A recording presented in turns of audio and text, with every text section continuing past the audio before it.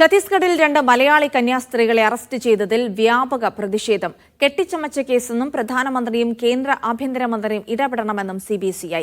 മനുഷ്യക്കടത്ത് ആരോപിച്ചാണ് കന്യാസ്ത്രീകളെ അറസ്റ്റ് ചെയ്തത്. റിമാൻഡിലായ കന്യാസ്ത്രീകൾ നിലവിൽ ദുർഗ് ജയിലിലാണുള്ളത്. വന്ദന ഫ്രാൻസിസ്, പ്രീതി മേരി എന്നിവരെയാണ് ഛത്തീസ്ഗഡിലെ ദുർഗ് റെയിൽവേ സ്റ്റേഷനിൽ വെച്ച് റെയിൽവേ പോലീസ് വെള്ളിയാഴ്ച അറസ്റ്റ് ചെയ്തത്. സഭയുടെ കീഴിലെ സ്ഥാപനങ്ങളിലേക്ക് 3 പെൺകുട്ടികളെ കൊണ്ടുപോകാൻ ശ്രമിക്കുന്നതിനിടെയാണ് അറസ്റ്റ് എന്നാണ് വിവരം.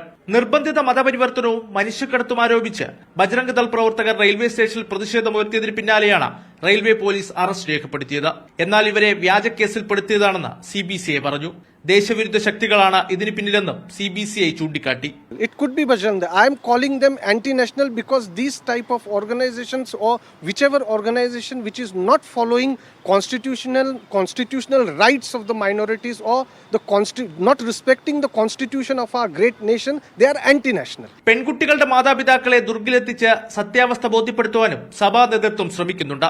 കന്യാസ്ത്രീകൾക്ക് വേണ്ടി നാളെ ജാമ്യാപേക്ഷ സമർപ്പിക്കുമെന്നും വിഷയത്തിൽ പ്രധാനമന്ത്രിയും ആഭ്യന്തരമന്ത്രി ഇടപെടണമെന്നും സിബിസിഐ ആവശ്യപ്പെട്ടു. മീഡിയ 1, ഡൽഹി.